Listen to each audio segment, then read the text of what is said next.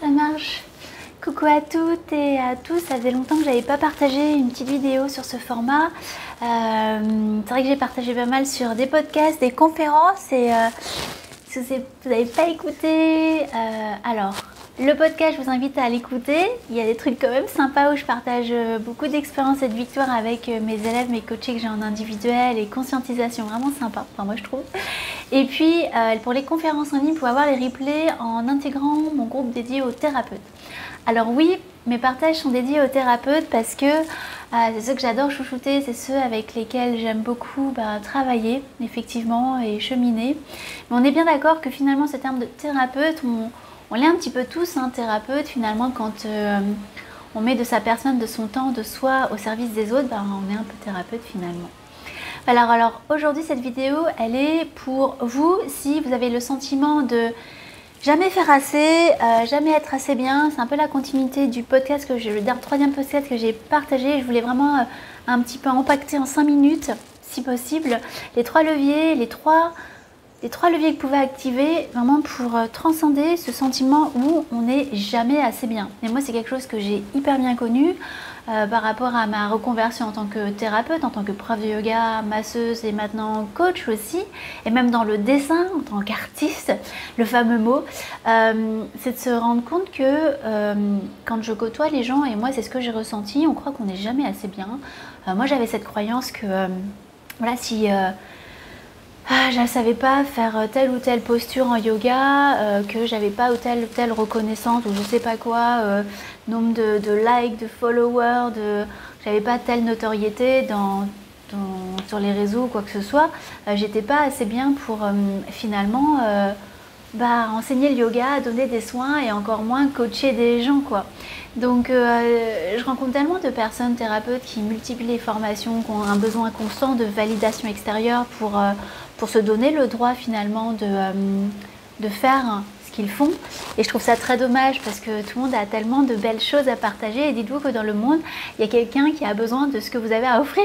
Il y a quelqu'un qui a désespérément besoin de votre massage, de votre cours, de vous écouter, de votre présence, de se toucher. Et il y a beaucoup de dons, de talents qui sont gâchés dans cette vie courte et précieuse, qui sont gâchés parce que les gens trouvent qu'ils ne sont jamais assez bien. Voilà, donc si ça résonne en vous, je vous invite à écouter les 3 facteurs que je partage avec vous, qui peut peut-être vous aider à conscientiser des choses et mettre en place des choses et changer finalement et faire différemment de ce que vous avez fait jusqu'ici. La première chose, c'est déjà d'identifier, de prendre connaissance de cette croyance limitante que je ne suis jamais assez bien et quoi que je fasse, ça ne sera jamais assez bien. Et d'en avoir conscience et bien sûr de le réencoder puisque c'est une croyance limitante, de réencoder ce sentiment de je suis jamais assez bien, de le guérir s'il y a besoin, c'est pour ça que je suis là, c'est ma spécialité, la guérison de l'enfant intérieur et le pardon aux parents, de réencoder et de guérir ce qui a besoin d'être guéri dans ce sentiment d'être jamais assez bien. Peut-être qu'on a le sentiment qu'on n'est pas aimé par ses parents, ça arrive, que nos parents sont pas fiers de nous, ça a été mon cas, que en fait on n'est jamais assez bien. Donc de réencoder cette croyance par des phrases d'affirmation positive, par cette connexion au tout, au sacré, au divin, qu'on est véritablement ces êtres d'amour, ces êtres de lumière, qu'on est ici sur terre, que tout est parfait ici et maintenant et que on vit exactement la vie qu'on doit vivre, cette acceptation et cette connexion au tout, à la nature, aux autres et de se dire en fait non, que tout est parfait ici et maintenant et que on a le droit de rayonner, on a le droit d'agir, on a le droit d'être, on a le droit d'exister, même si c'est pas parfait et bien au contraire, c'est pour nos imperfections que les gens nous aiment en fait. Et ça, c'est quelque chose que je vous invite vraiment à conscientiser.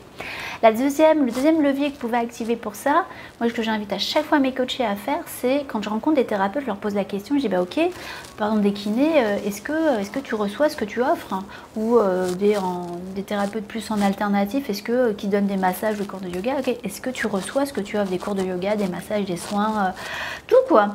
Et 80% du cas, malheureusement, la réponse c'est non. C'est non. non, je reçois pas ce que j'offre. Bah pourquoi? Et du coup, comment on peut donner de la valeur à ce qu'on donne si on se rappelle pas le bien que ça fait de recevoir un massage, le bien que ça fait d'être guidé dans un cours de yoga, le bien que ça fait d'être touché avec amour et affection pour la kiné par exemple, une présence. Comment on peut savoir le bien que ça fait si on reçoit pas ce qu'on offre? Et du coup forcément après ça crée ce syndrome où on a aussi du mal à poser ses prix pour les gens qui ne sont pas conventionnés comme moi, hein.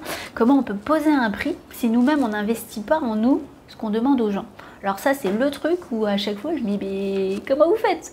Moi j'y arriverai pas et je sais que sinon j'aurais encore ce syndrome d'imposture en me disant bah je suis qui moi pour demander tel ou tel prix pour un cours de yoga, un massage ou pour du coaching si moi-même je me l'offre pas. Voilà, donc je vous invite vraiment à vous offrir ce que vous offrez.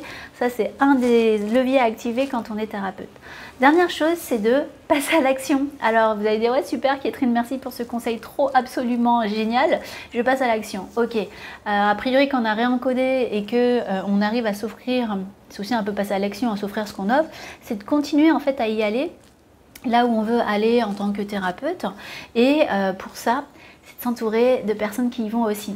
Ça c'est un truc, c'est pour ça qu'il y a tellement de groupes qui naissent, ces communautés, enfin il y a beaucoup de groupes de partage, parce que dans ce contexte actuel, les gens ils ont besoin de savoir que leur voisin, la personne à côté d'eux, elle ou il pense et ressent exactement la même chose. Et souvent on a tendance à se couper des autres et croire que nous c'est... Il n'y a que nous qui souffrons, il n'y a que nous qui voyons les choses comme ça, il n'y a que nous qui ressentons syndrome d'imposture, de la honte, enfin des trucs vraiment pas cool. Et en plus, comme on a honte, on n'ose pas le dire. Alors qu'en fait, quand on ouvre la parole, ici, là, le chakra de la gorge, pour ceux qui connaissent, et qu'on s'autorise à déposer et à partager, on se rend compte qu'en fait, les autres, ils sont exactement pareils. Donc déjà, ça enlève, ça transcende la peur du jugement, ça crée beaucoup de j'allais dire de câlins, de rapprochement aux autres et on se rend compte finalement que tout le monde pense exactement la même chose que nous. Donc entourez-vous, troisième clé un peu, entourez-vous de gens qui passent à l'action, de gens qui osent, de gens qui partagent et entourez-vous de personnes qui vous inspirent parce que ça va vous aider tout justement à y aller et à se rendre compte que ce syndrome d'imposture c'est de la merde, c'est de la merde de l'ego et c'est juste encore de l'auto-sabotage et une excuse pour pas y aller. Voilà, j'espère que ça a résonné en vous, je vous remercie énormément pour toute cette belle énergie, tout ce que vous commentez, que vous partagez et je vous dis à bientôt.